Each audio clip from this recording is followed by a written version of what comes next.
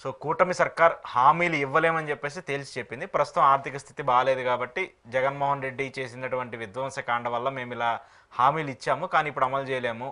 అధికారంలో దాన్ని ఏమంటారు, డెవలప్మెంట్ అయిన తర్వాత, ఇన్కమ్ జనరేట్ అయిన తర్వాత ఇస్తామని చెప్పేసి చెప్తున్నారు చంద్రబాబు నాయుడు గారు. ఏం చెప్తారు? అంటే రెండు విషయాలు మీరు ఆద్యంతం గమనించగలిగితే,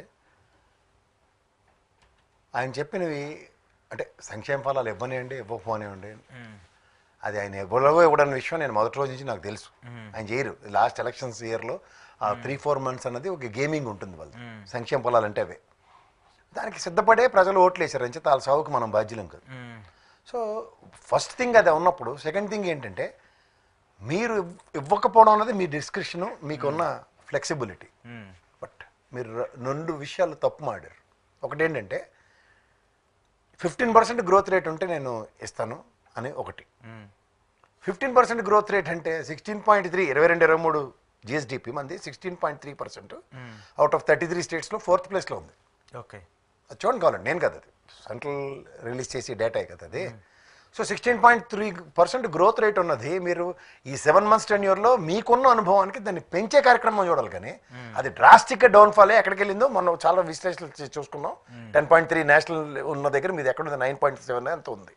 అది కూడా ఎక్కడ మీరు గమనించుకోగలిగితే లడాఖ్తో పోటీ పడుతున్నాం. లడాఖ్ మనం కింద ఉంది అంతే 33 రాష్ట్రాల్లో. ఇది ఖచ్చితంగా ఈ ప్రోగ్రెసివ్ ప్రాస్పెక్ట్లో మీరు డ్రైవ్ చేయడం అనేది మీ అనుభవానికి ఖచ్చితంగా మచ్చ తెచ్చే కార్యక్రమమే, నాట్ యాక్సెప్టబుల్. సో ఉన్న 16.3ని పాడు చేసి 15 రీచ్ అయితే ఆలోచిస్తాం సంక్షేమాలు అన్నది క్వైట్ రెడిక్యులస్. రెండో పాయింట్, ఇదే జగన్మోహన్ రెడ్డి 5 సంవత్సరాలు ఈ బడ్జెట్లు డబ్బులు అప్పులు ఏం చేశాడో నాకు తెలియదు అన్నాడు. అది చాలా చాలా చాలా చాలా ఘోరాతి ఘోరమైన ఒక రెడిక్యులస్ స్టేట్మెంట్ కింద దాన్ని అభివర్ణించాలి. ఎందుకంటే ఇప్పుడు సంపద అంతా ఎటుపోయిందో నాకు తెలియదు అని చెప్పడం ఆయన స్థాయికి ఖచ్చితంగా సమంజసం కాదు. ఎందుకంటే ఇదే గౌరవ యనమల రామకృష్ణుడు గారు ఎప్పుడైతే ఆర్థిక మంత్రిగా 100 కోట్లు మాత్రమే రాష్ట్ర ఖజానాలో ఉన్నాయి, జగన్మోహన్ రెడ్డి గారికి అప్పు పడ్డం ఇంపాసిబుల్ టు నెక్స్ట్ అన్నప్పుడు, అవును, ఈ ప్రభుత్వం మీకు స్థాపించినప్పుడు 7,000 కోట్లు రాష్ట్ర ఖజానాలో ఉంచి, ఇప్పుడు మీకు ఎఫ్ఆర్బిఎం లిమిట్లు what ever you name it as end of the day 1,20,000 కోట్ల పైచీలకు అప్పు చేసి కూర్చుని ఉన్నారు. ఒక సంక్షేమం కూడా అదర్ దెన్ పెన్షన్స్ తప్ప మీరు ఏమీ చేయలే. మీరు ఇచ్చిన ఉచిత గ్యాస్ కూడా మీరు బడ్జెట్లో చెప్పింది 5 లక్షల మందికి పే చేయగలిగామని చెప్పారు. పోనీ అది ఇప్పుడు 10 లక్షలు అవ్వచ్చు, బట్ ఎన్ని ఉన్నాయి? సో మీరు ఓవరాల్ సినారియో చూసుకుంటే ట్రూ అప్ ఛార్జెస్ అని చెప్పి 17,800 కోట్ల పైచీలక వసూలు చేసి కూర్చుని ఉన్నారు.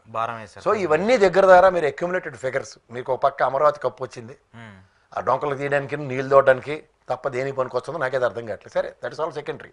నిన్న మీరు చెప్తే కూడా స్టీల్ ప్లాంట్కి డబ్బులు ఇచ్చారన్నారు, that is nothing to do with you.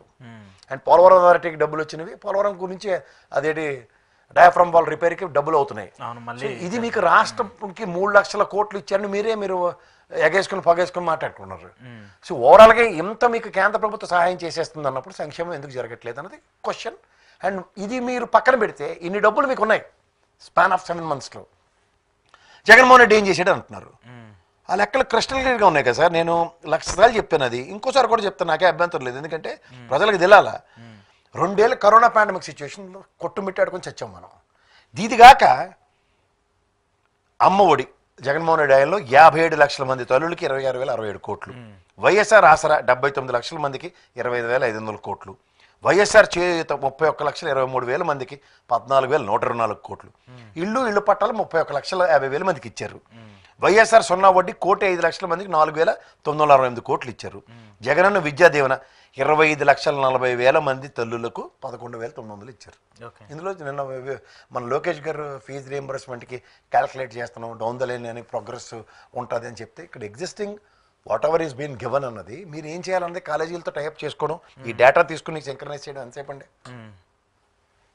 So అలాగే వసతి దీవెనకి 4,275 కోట్లు, కాపు నేస్తం 2,028 కోట్లు, ఈబీసీ నేస్తం 1,257 కోట్లు, పింఛన్లు 66,34,000 మందికి 84,730 కోట్లు ఇచ్చారు.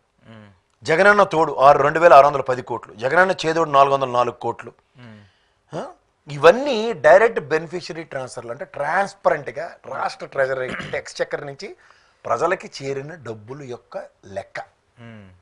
ఇందులో డబ్బులు ఏమైపోయాయంటే మీరు ఒకసారి 4 ఏళ్ళు బడ్జెట్ వెనక్కి చూడండి సార్, వాట్ హ్యాస్ హ్యాపెండ్ అన్నది క్రిస్టల్ క్లియర్గా తెలుస్తుంది. రూపాయి రాకపోకే కదా బడ్జెట్. మీరు అన్నట్టు రూపాయి రాక పోయింది, ఈ విధంగా పోయిందని లెక్కలు తేలపోతే అప్పుడు మాట్లాడదాం. ఇది ఎక్కడ అన్యాయం అండి, నాకు అర్థం కాదు. 2,70,000 కోట్ల పైసలకి ఇదంటే డీబీటీలో సంవత్సరంన్నర budget out of 5 years 2 years corona అనుకుంటే మిగిలిన 3 ఏళ్లే కదండి ఫంక్షనింగ్. అందులో దగ్గర 5 lakhs crores ఎలాగా ఈ 31,50,000 మందికి. అలాగే చొక్క భూములు ఇవన్నీ భూములు పంచారంటే ఉత్తిన డబ్బులు ఇచ్చారు కదా, ల్యాండ్లు ఎలా కొని ఇచ్చారో కూడా తెలుసు కదా. సో ఇవన్నిటికీ ఓవరాల్గా 5 lakhs crores స్పెండ్ చేసారు వాళ్ళు. అగ్రిగేట్ మనం మాట్లాడుకుందాం, సంవత్సరానికి 2-2.5 లక్షల కోట్ల బడ్జెట్లే కదా సార్. అంటే కరోనా టైంలో రూపాయి రాకపోక లేని దగ్గర కూడా మిగిలిన 3 ఏళ్ళు అంటే 7.5 లక్షల కోట్ల బడ్జెట్ అంటే 5 లక్షలు ప్రజలకి ఇచ్చిందే కనబడుతుంటే ఏమైపోయిందని అడుగుతారా? ఇది చరిత్రలో ఎక్కడం జరిగిందే సార్? ఇది కాక మీకు ఇంకా చెప్పాలంటే లెక్క, పిల్లలకి ఇంగ్లీష్ మీడియం స్కూల్ సిలబస్లో సిబిఎస్ఈ బైలింగ్యువల్ టెక్స్ట్ బుక్స్, యూనిఫామ్లు, digital class rooms, Byju's content, 8th class నుంచి ట్యాబ్లు కూడా ఇచ్చారు కదా సార్. పౌష్టికాహారం పెట్టారు కదా సార్. సంస్కరణలు, విద్యా సంస్కరణలు తీసుకొచ్చి ఇది కాక 17 మెడికల్ కాలేజీలు కట్టారు, 10 ఫిషింగ్ హార్బర్లు, 4 బోట్లు, 6 ఫిష్ ల్యాండింగ్ సెంటర్లు, రాష్ట్రం గుండా వెళ్తున్న 3 ఇండస్ట్రియల్ కారిడార్లు. ఏవి? విశాఖ చెన్నై, చెన్నై బెంగళూరు, హైదరాబాద్ బెంగళూరు. 12,000 కోట్లతో 6 పారిశ్రామిక పార్కుల అభివృద్ధి కనబడలేదా సార్?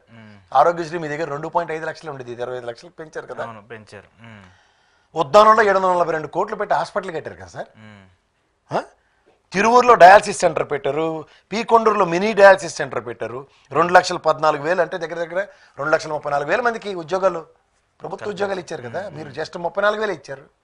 ఇది కాక ఆర్టీసీ వల్ల 57,000 మందిని రాష్ట్ర ప్రభుత్వ ఖజానాకి విలీనం చేస్తే 16 లక్షల ప్రైవేట్ ఉద్యోగాలు. క్లియర్గా చెప్తున్నాను, 1,103 కోట్ల పెట్టుబడులు, 3,14,000 ఉద్యోగాలు ప్రైవేటు సంస్థల్లో కల్పించబడ్డాయి. ఎంఎస్ఎంఈ యూనిట్లు 13,50,000 పైచీలక ఎంఎస్ఎంఈ యూనిట్ల ఎంప్లాయ్మెంట్ టోటల్ 16 లక్షలు క్రియేట్ అయింది. నేను కాదు, ఇండస్ట్రీస్ సెక్రటరీ రిలీజ్ చేసిన డేటా ప్రకారమే నేను చెప్తున్నా.